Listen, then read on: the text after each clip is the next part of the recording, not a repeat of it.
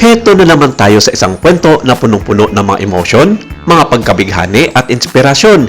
Hindi ito basta celebrity gossip, kundi isang epic na tale kung paano ang dedikasyon, mga disiplina at pusong tunay na nagmamahal sa ginagawa ay nagiging alamat sa sariling larangan. Ang ating mga bita, wala nang iba kundi sina Aga Mulak at Carmina Villaruel. Matagal ng panahon nang mapag-usapan ang kanilang lihim na naging relasyon hindi lamang sa loob ng showbiz kundi maging sa pagbuo ng pamilya na hindi natugunan ng mga samot-saring mga intriga.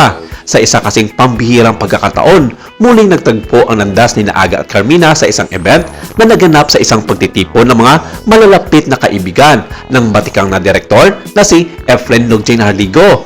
Hindi nakaligtas sa mata ng mga papanuring mga netizens ang naging ganap sa pagkikita nila ni Aga at Carmina na nagbigay daan para buksan ang mga lumang kwento tungkol sa kanilang patagong pagmamahalan noon.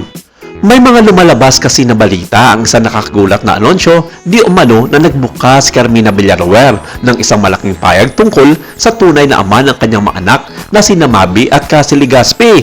Sa nasabing interview umano, ipinahayag ni Carmina na si Aga Mulak ang tunay na ama ng kanyang mga anak. Isang revelasyon na ikinagulat ng marami, lalo na ng kanilang mga tagahanga at ng buong showbiz industry. Ang pahayag ni Carmina ay isang malaking sorpresa dahil sa matagal nang nakaka at katanungan ng publiko tungkol sa pinagmulan ng pamilya Legaspi. Matapos ang ilang taon na pagiging pribado at tahimik sa kanilang pamilya, lumabas ang mga detalye na hindi pa nalalaman ng nakararami.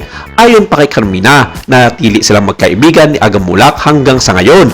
Ngunit ang kanilang relasyon noong nakaraan ay naging dahilan ng pagbuo ng kanilang dalawang anak, sina Mabi at Cassie. Inamin naman ni Carmina na naging isang tahimik na bahagi ng kanilang buhay ang pagtatago ng katotohanan. Ngunit sa ngayon, napagdesisyonan nilang ipahayag ang buong kwento upang mabigyan ng linaw ang mga katanungan ng publiko.